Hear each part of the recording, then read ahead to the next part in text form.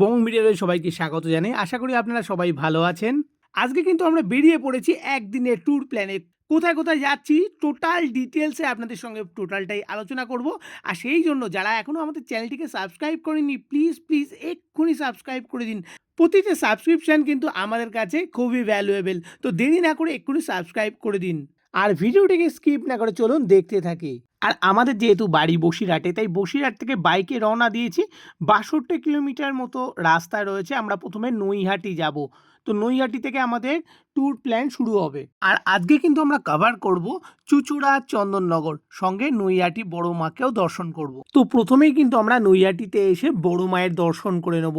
তো বড় মায়ের দর্শনের লাইনটা নৈহাটি ফেরিঘাট থেকে শুরু হয়েছিল। আমরাও সেই পথে এগোচ্ছি।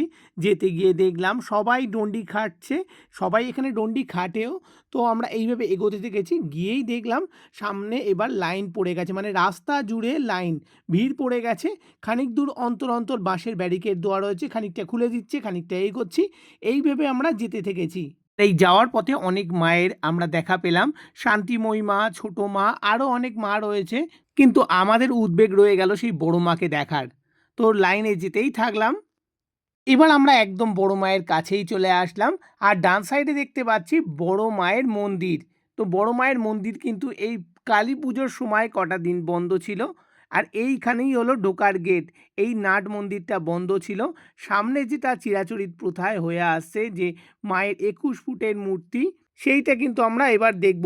এই এই কালী পুজোর সময় কিন্তু দেখার উদ্বেগটা সবার মধ্যে অনেকটাই বেড়ে যায়। তো আমাদেরও কিন্তু উদ্বেগ বেড়ে গেছিলো, সেই জন্য আমরাও কিন্তু এই সময় বড় মার দর্শনে চলে গেছিলাম। এবার আমরা মায়ের প্যান্ডেলের কাছে চলে এলাম। দেখলাম সবাই হাতে মোবাইল নিয়ে ক্যামেরা বন্দি করার চেষ্টা করছে।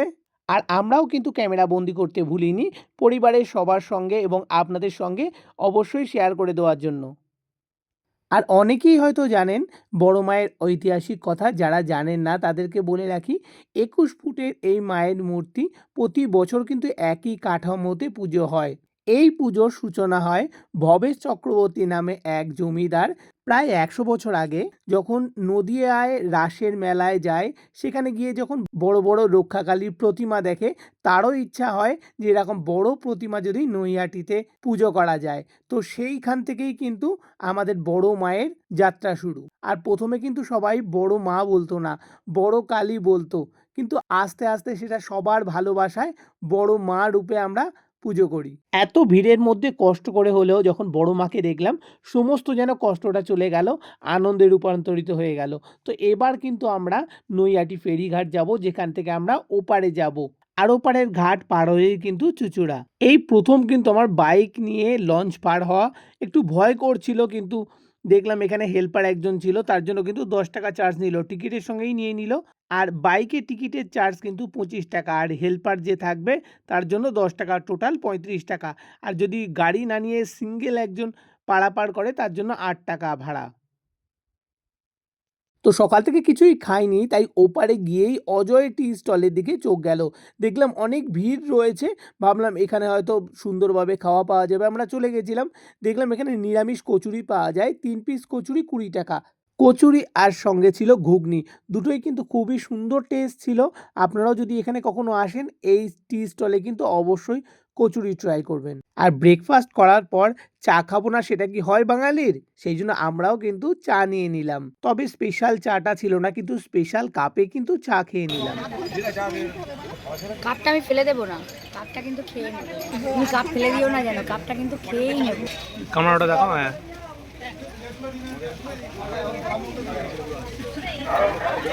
এই যে কাপটা আমি খেয়ে নিচ্ছি। এবার কিন্তু আমাদের প্রথম গন্তব্য হবে চুঁচুড়ার ইমামবাড়া, যেটি এখান থেকে 2.4 কিলোমিটার একদম ডান দিকে রাস্তা ধরে সোজা চলে যাব। এবার কিন্তু আমরা চুঁচুড়ার ইমামবাড়ায় চলে এসেছি। আর ঢোকার মুখেই দেখতে পেলাম টুইন টাওয়ার, আর মিডিলে একটা সেই পুরনো আমলের ঘড়ি। আমরা এবার ঢুকবো। এন্ট্রি ফি কিন্তু ২০ টাকা নিয়েছে। আর প্রতিদিন সকাল ৮টা থেকে বিকেল ৫টা পর্যন্ত খোলা থাকে। আর শুক্রবার প্রার্থনার জন্য দুপুর ১২টা থেকে ১টা পর্যন্ত বন্ধ থাকে। তো ঢুকেই কিন্তু আমরা টিকিট করে নিলাম। পার হেড ২০ টাকা করে টিকিট ছিল। আমরা প্রবেশ মূল্য দিয়েই ভেতরে ঢুকে গেলাম। আর ঢুকেই কিন্তু দেখতে পাচ্ছি সুন্দর ইসলামিক স্থাপত্যর কাজগুলো। এবার আমরা টাওয়ারে প্রবেশ করব। দুদিকে দুটো টাওয়ার রয়েছে, একটা ছেলেদের জন্য একটা মেয়েদের জন্য। 152টা সিঁড়ি ভেঙে আস্তে আস্তে আমরা ওপরে উঠতে থাকলাম। আর তারই মধ্যে দেখতে পেলাম সেই পুরনো আমলের ঘড়ি। দেখুন, আপনাদের সঙ্গেও শেয়ার করে নিচ্ছি এই এত সুন্দর দৃশ্যটা। কিছু দূর উঠেই সেই ঘড়ির ঘন্টা দেখা পেলাম। কত বড় বড় ঘন্টাগুলো দেখুন। আর আরেক সাইডে কিন্তু মেয়েদের ওঠার পথ ছিল। ওইদিকে কিন্তু দেবলীনাও চলে এসছে। আর ওই সাইডটা দিয়ে কিন্তু মেয়েদের ওঠার পথ ছিল। তো তারপরে কিন্তু আমরা সোজা উঠে গিয়ে ওপর থেকে ইমামবাড়ার সম্পূর্ণ দৃশ্যটা অসাধারণ লাগছিল। আপনারা এলে কিন্তু অবশ্যই টাওয়ারে উঠবেন। আর সোজা সামনে যেটা দেখা যাচ্ছে ওটা কিন্তু ইমামবাড়ার প্রার্থনা গৃহ। আর বয়স্ক যারা পায়ের সমস্যা রয়েছে তাদেরকে কিন্তু উঠতে নিষেধ করব। এবার কিন্তু সেই সামনের প্রার্থনা গৃহে আমরা প্রবেশ করব। আস্তে আস্তে আমরা ভেতরে প্রবেশ করছি। আর সেখানে ঢুকেই দেখতে পাচ্ছি কত সুন্দর সেই আমলে ইসলামিক স্থাপত্যের কাজ। এবার কিন্তু আমরা প্রার্থনা গৃহ থেকে বেরিয়েই পিছনের দিকে চলে যাব, মানে ইমামবাড়ার পিছনের দিকে নদীর ঘাটের কাছে। সেখানে কিন্তু আমরা সূর্য ঘড়ি দেখব। আর দেবলিনা কিন্তু ওখানে রেডি ছিল রিয়েল টাইমের সঙ্গে এই ঘড়ির টাইমের মিল আছে কিনা। দেখলাম 11টা 40 বাজে। তো মোটামুটি কিন্তু প্রায় 12টার কাছাকাছি বাজে। ঘড়িটা কিন্তু সেই রকমভাবে মিলেও গেল।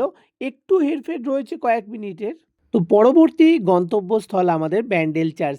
সেই রাস্তা দিয়েই সোজাসুজি চলে গেলেই চলে আসবে ব্যান্ডেল চার্চ, যেটি 1599 সালে স্থাপিত হয়েছিল। এটা পর্তুগিজ স্থাপত্য। আর এখানে ঢোকার জন্য কোনো প্রবেশ মূল্য নেই। আর এটি কিন্তু প্রতিদিন খোলা থাকে সকাল 8টা থেকে বিকেল 4:30 পর্যন্ত। বন্ধ থাকে মাত্র দুটো দিন, 25শে ডিসেম্বর আর 1 জানুয়ারি। আর ঢোকার সময় ডান দিকে দেখলাম দোকান রয়েছে মোমবাতি যেখানে বিক্রি হয়। আপনারা এই মোমবাতি দিয়ে কিন্তু প্রার্থনাও করতে পারেন। তো আমরা এই পথ দিয়েই প্রবেশ করব। চারিদিকে দেখছি সুন্দরভাবে সাজানো রয়েছে। তারপরে কিন্তু দেখা মিলল জাহাজের মাস্তুল, যেটা ছোট্ট মিউজিয়ামে সংরক্ষিত রয়েছে। আর মাস্তুলের ইতিহাসটা কিন্তু আমি এখানে পুরোটাই দিয়ে রাখলাম। অবশ্যই স্লো করে দেখে নেবেন।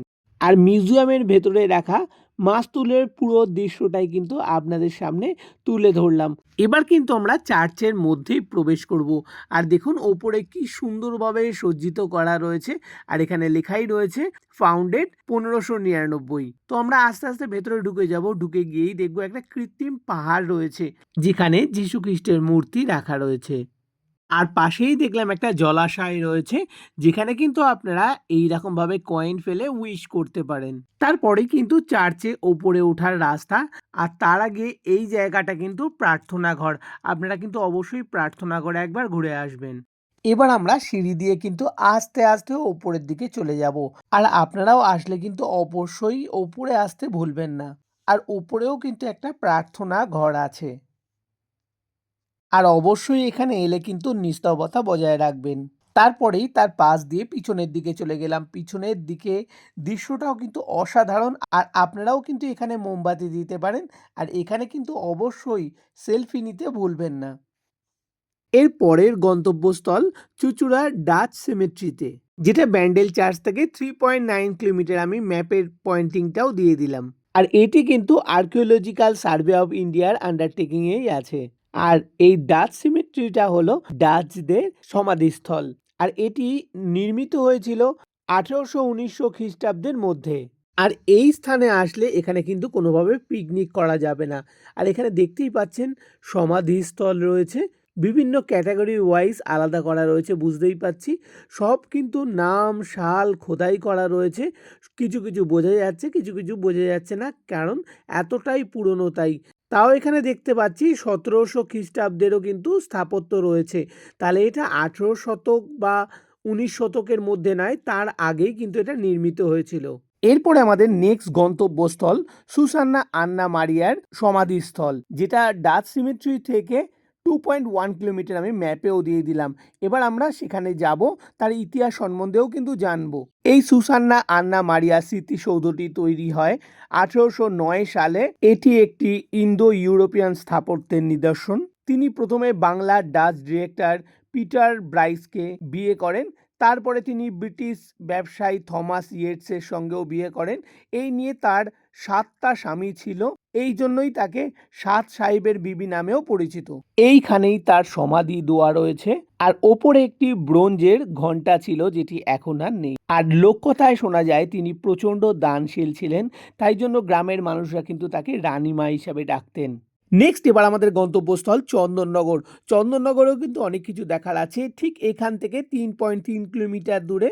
আর চন্দননগরে কি কি দেখার আছে? Chandannagar Ranighat, Chandannagar Stand, Chandannagar Sacred Heart Church, Nandadulal Temple, Patalghar, Dupleix Palace বা ডুপ্লেক্স মিউজিয়াম। তো এক এক করেই সব জায়গায় আমরা যাব।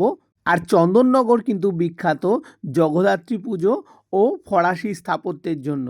আর এই চন্দননগরেই ফরাসি উপনিবেশ গড়ে উঠেছিল 1700-1800 খ্রিস্টাব্দে।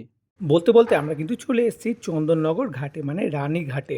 আর এখানে এসে এক অপরূপ সৌন্দর্য দেখলাম। এক সাইডে নদী, এক সাইডে রাস্তা, আর সাইডে সুন্দরভাবে বাঁধানো রয়েছে, পার্ক রয়েছে। সবাই কিন্তু চন্দননগরে এলে এই জায়গায় কিন্তু সময় নিতেই হবে। আর যে কটা ঘোরার জায়গা বললাম চন্দননগরে, সব কটা কিন্তু এই চন্দননগর ঘাট থেকে একদম ঢিলছোড়া দূরত্বে। আপনারা কিন্তু হেঁটেও সব কটা জায়গা ঘুরতে পারবেন। আর এখানে দেখতে পাচ্ছি ফেরিঘাট আছে। এই ফেরিঘাটটাই কিন্তু ওপারের জগদ্দলের সঙ্গে কানেক্ট করে। আর এখানে কিন্তু একটা কালী মন্দিরও আছে। একটু সামনে গিয়েই চন্দননগর মহকুমা আদালত, যেটি 1878 সালে স্থাপিত হয়েছিল। এটাও কিন্তু ফরাসি স্থাপত্য।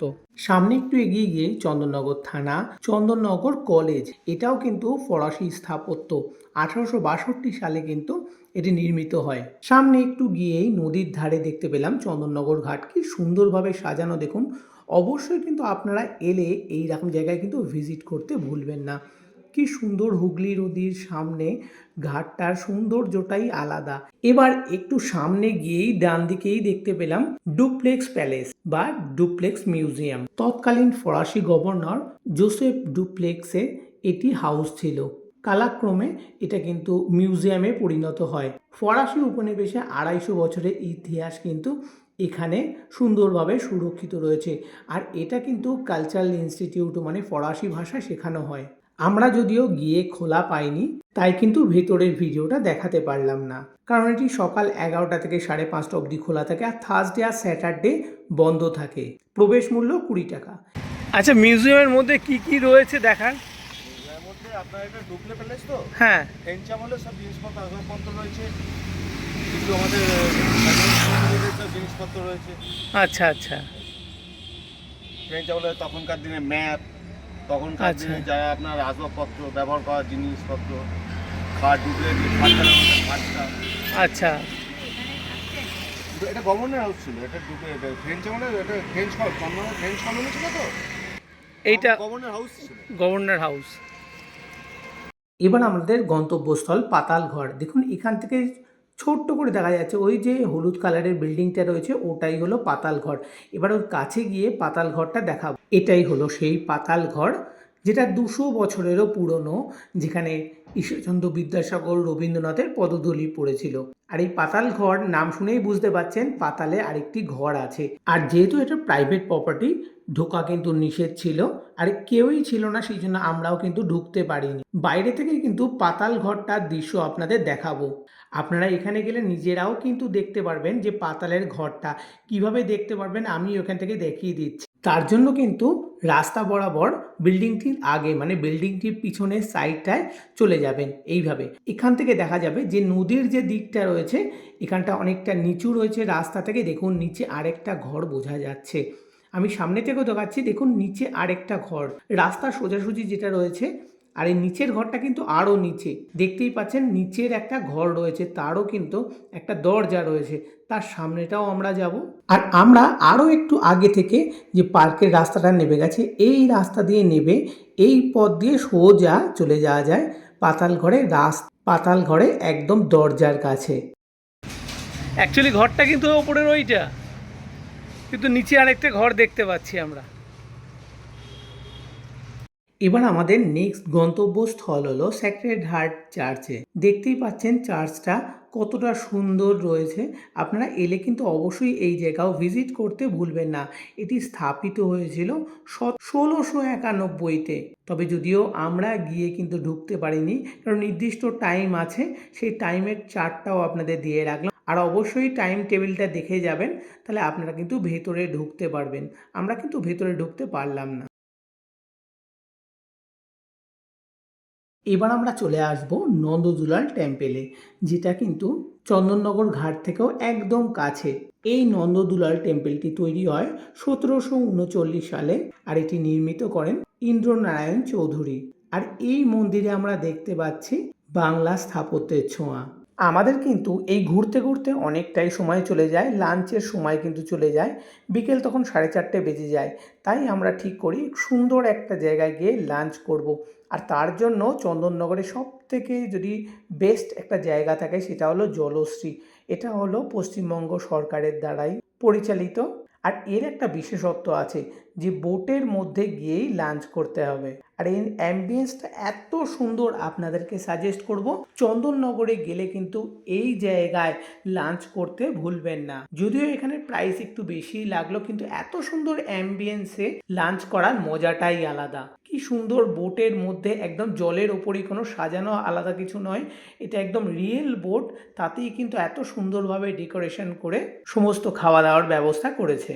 আপনারাও কিন্তু অবশ্যই এই জায়গা ভিজিট করবেনই। আর বিকেল 4:30 থেকে একটা কম্বো অফার চলে, আমরা সেই অফারের মধ্যেই চলে এসেছিলাম। আর এখানে সমস্ত মেনু যে চার্টটা এখান থেকে স্ক্যান করলে আপনারা পেয়ে যাবেন। এখানে রান্না কিন্তু খুবই সুন্দর, কোয়ান্টিটিতে যদিও একদম অল্প দেয়, তবে বললাম ওই এত সুন্দর অ্যাম্বিয়েন্স, সেই জন্য অবশ্যই কিন্তু আসবেন, মিস করবেন না।